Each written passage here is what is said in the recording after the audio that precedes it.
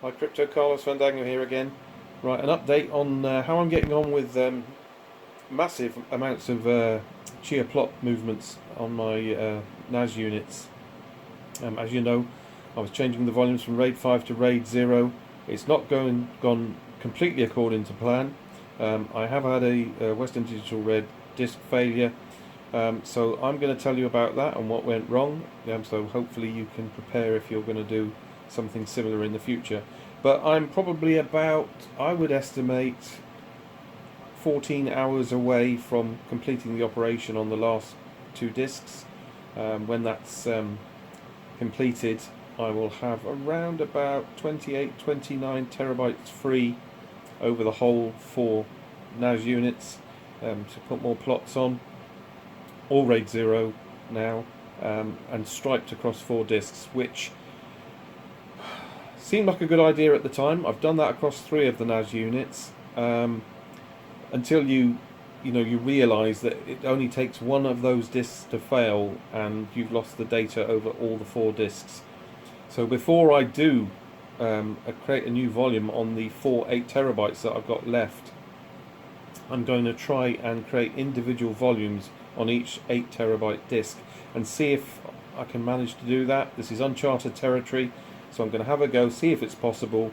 It might result in having to have 4 different shares and obviously 4 different drive mappings on the plotter, but it will mean that if one of those disks does go, I can change it quite easily and only lose the data that was on that individual disk.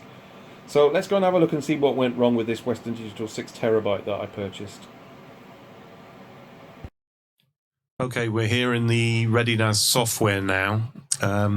So I bought a 6 terabyte Western Digital Red off of eBay in an auction. I was very pleased when I won it for a price of £56. Should have known better, really. There was obviously something wrong with this disk, and it was going to give me nothing but problems. So that was around about March the 28th, and it was to complete the 4 disks in a 6 terabyte ReadyNAS 2100. I had 1 spare bay ready to fill it. So I put that disk in. All the data had already been copied off that NAS, so all I had to do was create a new volume, RAID 0, which I did here. Pretty much soon after that, as I was writing plots back to the volume, it started having problems. And I've got screenshots on the eBay sales page for this drive, and it was showing there was no reallocated sectors at that time. I didn't see any when I tested the disk in Windows before I put it into the NAS, but straight away you can see 1186 off the bat. And then every 20-30 minutes, it's reporting, more reallocated sectors. And this condition often indicates an impending failure. Be prepared to replace this disk to, continue. And it went on and on until I could get all the data off. So in the end, that disk had to come out, and I had to start all over again. So this time I decided I wasn't going to get my fingers burnt, so I bought a brand new Western Digital Red 6 terabyte off of eBuyer. A lot more expensive, but I didn't want to take any chances now.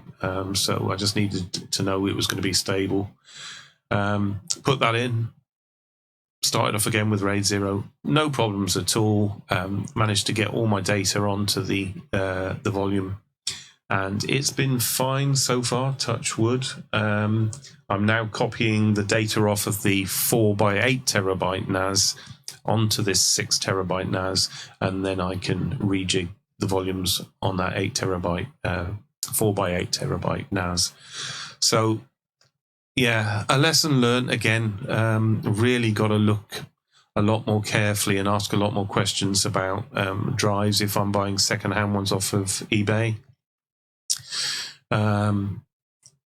I should have really probably scrutinized this disk a little bit better using the Western Digital software I've got on my PC, just to check it make sure everything was all right, because it won't even run any of the smart tools now. I've tried to do that on it after reformatting it, and it's saying I can't talk to this drive. It's stuffed.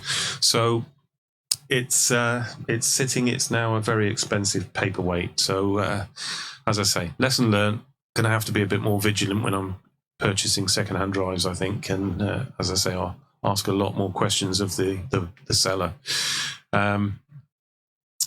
Okay, so that aside, as I say, another 14 hours or so, and I will have everything on RAID 0 of some sort. And I would have given myself, well, at least, I would say 30 to 40 terabytes of extra space by doing this operation. So that's good. That's extra plot space. I have had to buy a 12 terabyte external drive to allow me to do some of these data copy operations. I've had to take it off the NAS and put it elsewhere temporarily, but I've got that hooked up to my harvester, and it's still harvesting plots. So what have I learned while I've been doing this, apart from the disk problems?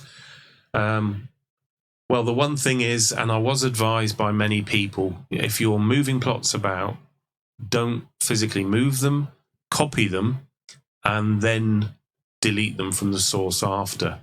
And as much as that is a pain to do when you've got, lists of 170 plots in Windows and you're trying to find out where you are, or copy them in batches, for instance, it's advisable to do it. I think out of all the plots, and we're talking about, I think I've got about 400, 500 now.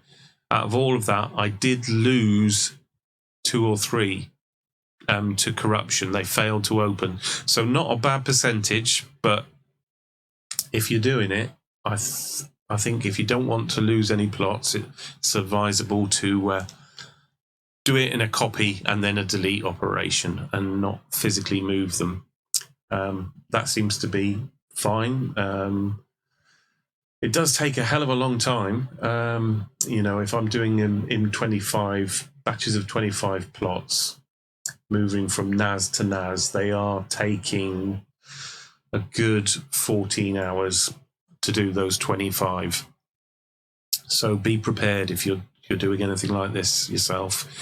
So that's about it in the update. Hopefully things will go smooth now. Hopefully I won't have any problem in creating these 4 separate volumes for these 8 terabyte drives. If not, I am going to have to go with one volume of 32, and it will be disastrous if I lose 32 terabytes of plots. But I'm not going to have much choice there. The only other option is to take those 8 terabyte drives straight out of the NAS and put them on separate USB. But as I say, I'm still exploring whether the running the drives and the plots in the NAS units has a better possibility of getting a block than a USB 3 house drive of the same size. Don't know. I'd still like to see what's going on there before I decide to move too much into the USB 3 arena. But I'll keep an eye on things and obviously let you know if I get any indication of USB 3 drives finding blocks at any point in the future.